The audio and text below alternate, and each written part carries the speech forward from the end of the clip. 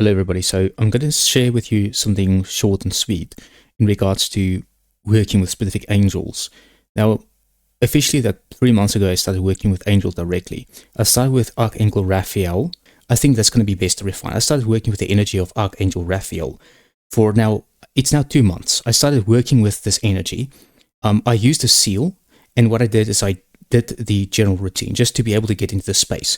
So I did put on my solfeggio frequencies, 675 hertz, I think it was, and I literally just went through the routine. I personally found that there are energies everywhere when we're moving, when we're thinking about things. That's an energy. We can best think of it as kind of an energy.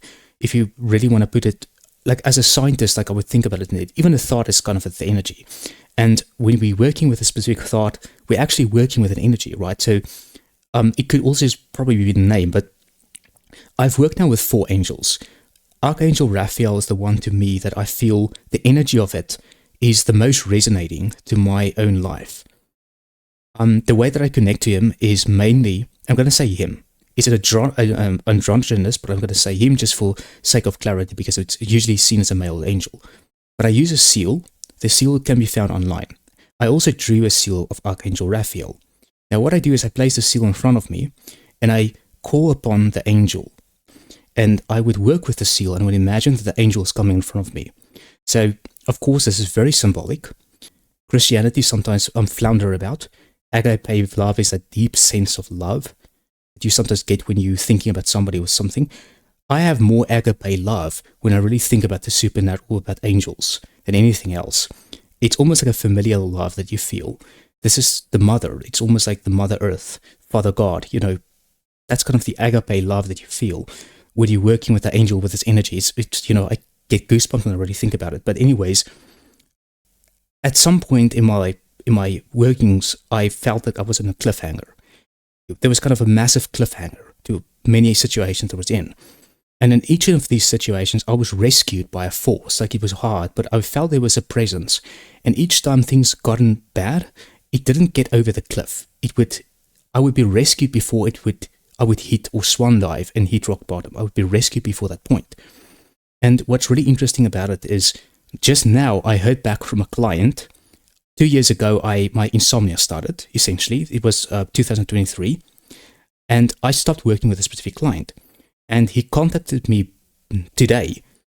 He was a very successful client I work with. So it's very, very good news. In addition to that, I heard back from my current client. He was very unresponsive for some time, but he wanted to review my work and get back to me. But he came back to me today, and lo and behold, this other client that I heard back from 2 years ago also came back to me now. He wanted to start working on a specific project.